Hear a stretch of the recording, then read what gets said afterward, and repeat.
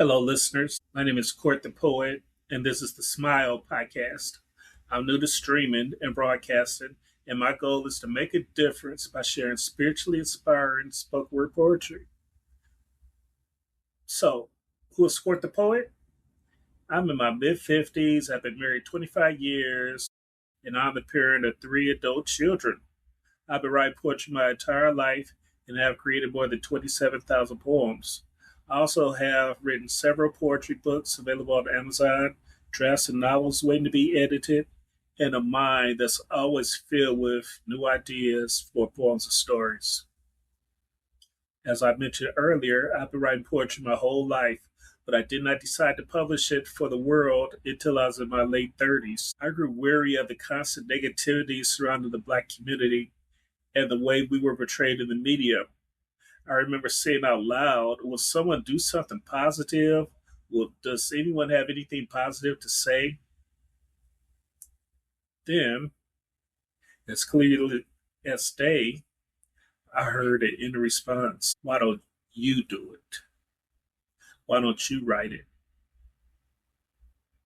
Now, I hesitated because my work has always been deep personal poetry that I only share with my family and friends. I was afraid to reveal my work to the world, partly because of a passage I once read in the Sidney Sheldon book about a poet whose work went unread because others did not understand him. I let that stay with me, and I feared that if I presented my poetry to the world, it would end up sitting on shelves unread. But I worked through those fears, and I began posting on Facebook and writing poetry for funerals, graduations, birthdays, and other special occasions. I also started organizing my work into different themes, including spirituality, inspiration, love, race, politics, society, sex, and more. I even have a collection built around humor, including poems about pooping and farting. When I was laid off in 2009 and unable to find work for 2.5 years, I created a business called Courtney's Custom Designs and kept on moving forward.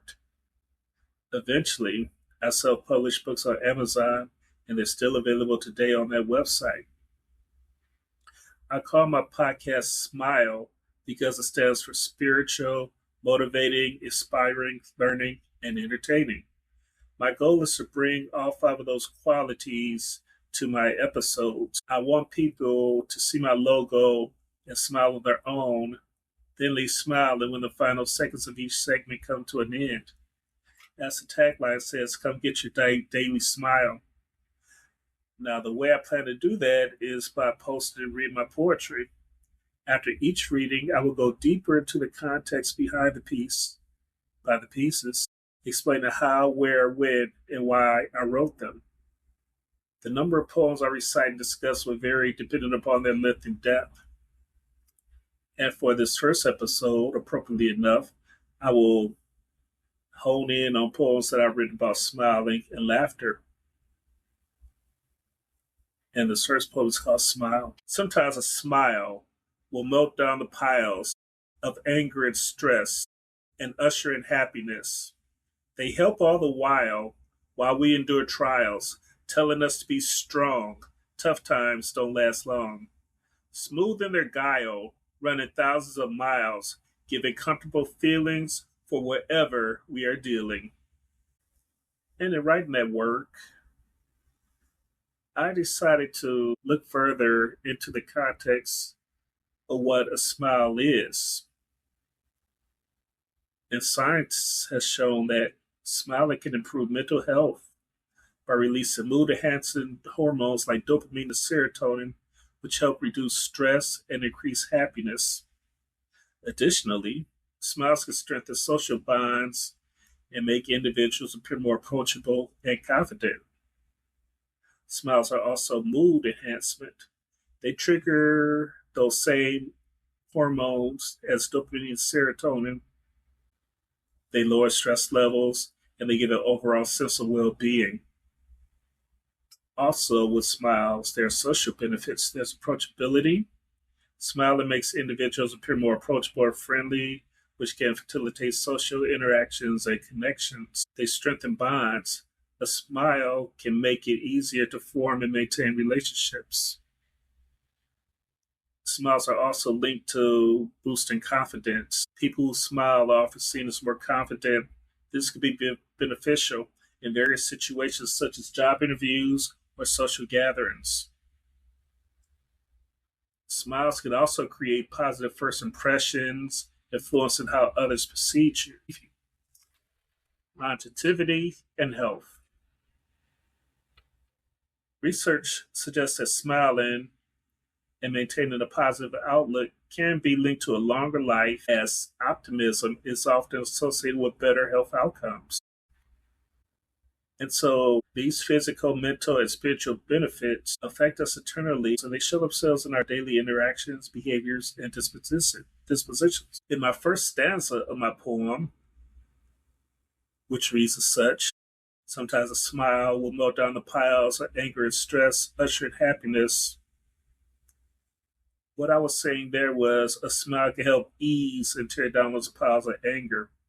I never want to minimize the seriousness of what people go through in life, but I do believe there are healthy ways that we can help ourselves. In my own opinion, physically, a natural smile places less strain on the face because it works with gravity. A forced smile, however, can create tension, while the frown works against gravity and can tire the facial muscles over time. I mean, have you ever noticed in life when you're frowning, you just feel like your face is just worn out after hours and sometimes even days of just being upset with things or having things on your mind? And so, as I go to the second stanza, they help all the while we endure trials, telling us to be strong. Tough times don't last long. Now, this deals with the spiritual aspect of smiling. They can reassure us that difficult times do not last forever. We understand that life brings seasons of testing and challenges, and that God determines how long those sessions last. We also trust in God that our end is already established before the beginning, and victory is prepared before the trials even arrive. So, with faith and trust, we can believe we can overcome whatever comes our way. And God doesn't want us to be depressed and show the world that we're just going through. Sometimes we can help ourselves, but that smile can help us internally to say that despite what's going on, I know this will not last long. And in the last stanza, smooth in his guile, runs thousands of miles, giving comfortable feelings for whatever we are dealing. I describe this as smoothing guile. Now, the word guile can mean crafty, cunning, or even deceitful, which may bring to mind fake smiles or smiles that not reach a person's eyes. Often we can sense when someone is smiling to hide their true intentions, and that's what we call these expressions wry smiles, where we experience things in life and one side of our face smiles, but the other side is curled up. It does not necessarily mean we're happy, but we may be saying to ourselves, look at this mess, or I cannot believe you said something like that to me, or I cannot believe this stuff is happening right now. But in this poem, I use the phrase differently. Here, the smile moves in quietly and powerfully, changing mood and disposition almost without notice. And when I say it can run thousands of miles, I mean that the smile can travel far beyond one person and reach others across the world. Regardless of culture or circumstance, the genuine smile can offer comfort and serve as a smoothing balm for whatever we may be going through. Sometimes I smile or laugh when adversity exists, and I laugh in the midst. Sometimes I smile when angry inside and laugh when about to cry. Sometimes I smile when I feel low and laugh when the bitter winds blow. Sometimes I smile when dealt a bad hand and laugh when I don't understand. Sometimes I smile when I lose fights and laugh when it doesn't feel right.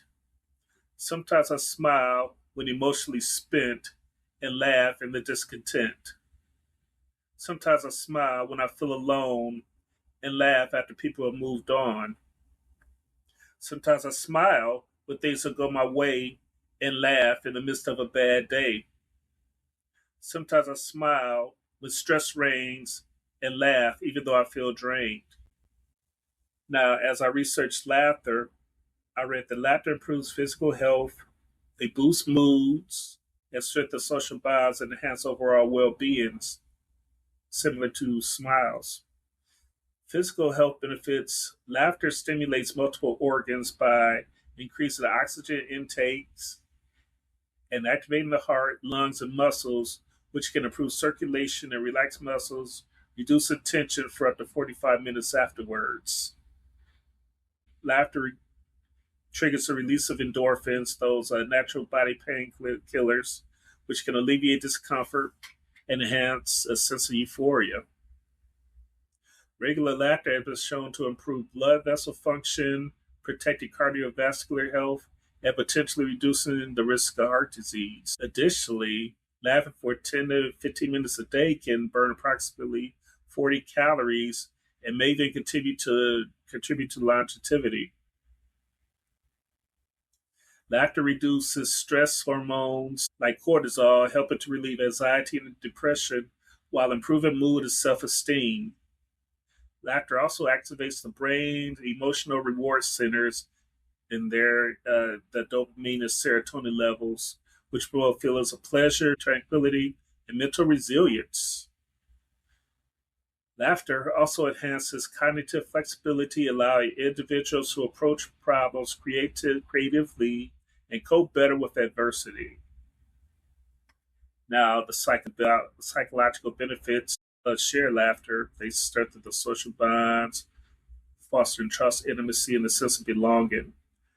Laughter is contagious, encouraging group cohesion, and improving interpersonal relationships. Now, when I think about laughter being contagious, I think about when I was coming up at the family reunions and family get togethers. I had some of my uncles who had their own distinct patterns of laughter. And I would just, as a teenager, off in my own world with my cousins and relatives hanging out. But when I heard their individual laughter, I don't know what joke was told. I don't know what happened. But as soon as I hear that laughter, I would start laughing on my own.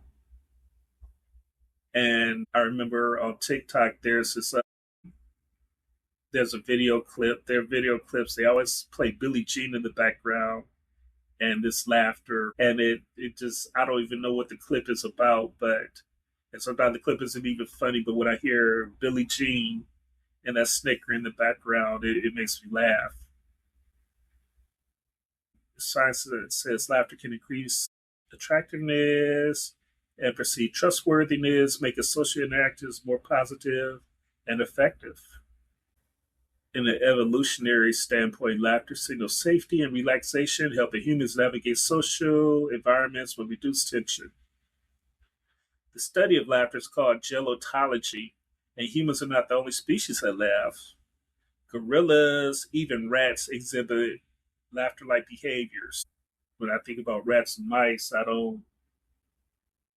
guess they laugh when they skateboard. Ha, you thought you got rid of me, but there's 10 more of us or something. I'm not sure why I will find humor in rats and mice laughing. Adults laugh an average of 17 times per day, and laughter has been integrated into therapeutic practice such as laughter yoga to enhance well being.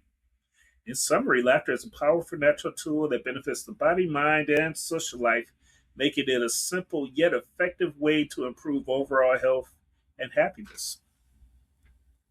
And so when I wrote this poem, Sometimes I Smile and Laugh, all I remember was reading that one part of therapy was taking life situations and laughing at myself. While it did not diminish the problems I was going through, it was a stress relief. And even today in my own life, I try to take the stress out by finding things to laugh about. laughter is a great stress relief. I was not aware that laughter is a calorie burning action, and it also reduces heart rate. I always thought it increased heart rate. And so we come to the end of this podcast session. And my hope is that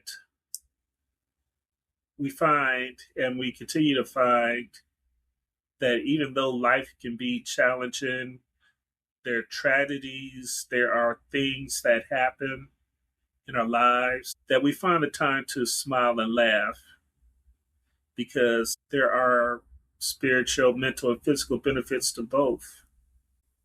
And God says in his word to be of good cheer.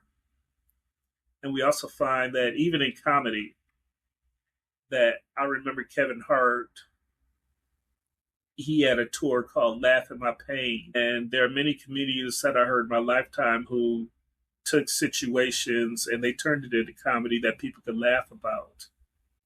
And laughter and smiling also, it helps us not take ourselves serious all the time. And I even remember after my dad transitioned, my family, we were at the hospital and his lifeless body was in front of us. And even at that time, we found ourselves in the midst of the hurt and disbelief. We laughed at some of the things he did while he was living. And that was between the hurt and the tears. That laughter and smile took the edge off of that tragic event. And so, this is the end of the smile session. And so I hopefully, in the poetry and the commentary and the context, that you got your daily smile for the day. See you on the next episode.